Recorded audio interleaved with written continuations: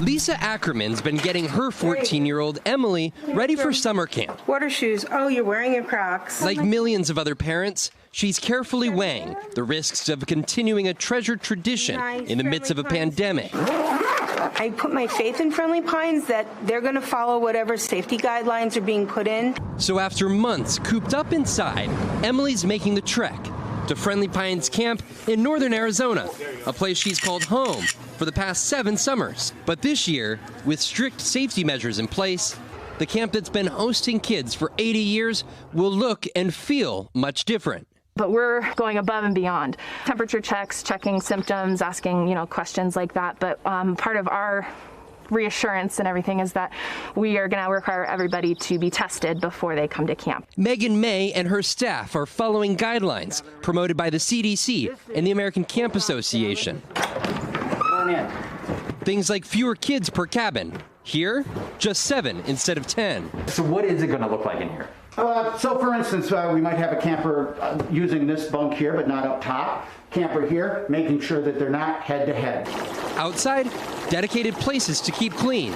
We knew we'd need a lot of hand washing stations, so we created this out of an old canoe that wasn't any good, and we'll have them all over camp. Other changes? Plenty of masks. And now the dining hall is heading outdoors. The tables aren't usually out here.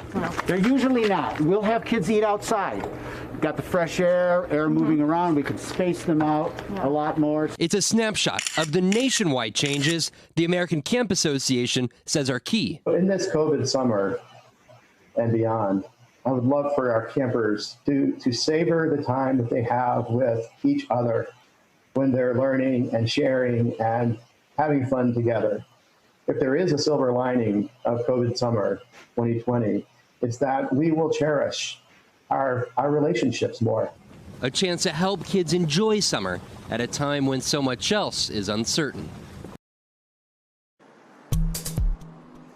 And Vaughn is live now from Prescott, Arizona. Man, Vaughn, summer camp sounds really good right now. I got to ask, though, are parents, I know you spoke to one parent who is eager to send her kids for some fun, but with fewer camps open this year, those camps can't have their usual number of campers. Is there a lot of demand for the spots that are available?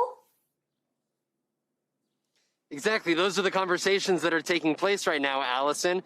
Usually kids have a countdown to look forward to until summer camp starts, but how many of those kids are actually going to be coming? You saw there in that piece. The number of individuals, the number of kids that are going to be able to be in each cabin is smaller. And, of course, this is a conversation that is going to be taking place family to family. And what we've seen already is that not every camp is like Friendly Pines Camp in choosing to open this summer.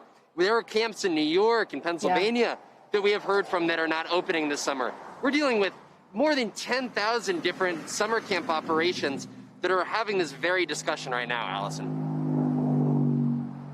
Yeah, and Vaughn, I have to imagine on a day when the weather is great, and I know Arizona is not the rainiest place in the world, but on a day when the weather is great, It is easy to keep the kids entertained and separate, but then it becomes more complicated. If you got to bring them indoors, have them in their bunks, have them eating inside, and I imagine those are challenges they're dealing with as well. Those are the challenges, and, there's a chance, honestly, Allison, that children may be better at this than adults, based on a lot of the images that we saw here this weekend across the country. And, yes, you can encourage kids to keep social distance. You cannot have contact sports, but kids are kids, right? Kids are emotionally and physically attached to one another, and that is the question mark. Over the course of camp, it's more than just fun and games, though. There's also, these teaching of the kids is, that Megan May, she's the camp director here. She's 4th generation at Friendly Pines Camp. Her great-grandparents started it. And for a lot of these kids, they haven't seen their camp friends in a year. And this is the chance for them to see some of their best friends. Megan, she was telling me, look, it is a camp experience where kids are independent, they're resilient, and they build community, where oftentimes, during the course of the school year, that same experience may not take place. So, you can try, as you've seen, Friendly Pines, all you want to have all those precautions in order, but ultimately, will you be able to keep that separation? That's a big question mark, Allison. And Vaughn, you said it, though. I mean, there are so many examples in life where the kids know better, do better, and teach us. Maybe this will be just another one of those. Vaughn, thank you so much. Great to see you. Hey, NBC News viewers, thanks for checking out our YouTube channel. Subscribe by clicking on that button down here and click on any of the videos over here to watch the latest interviews, show highlights, and digital exclusives. Thanks for watching.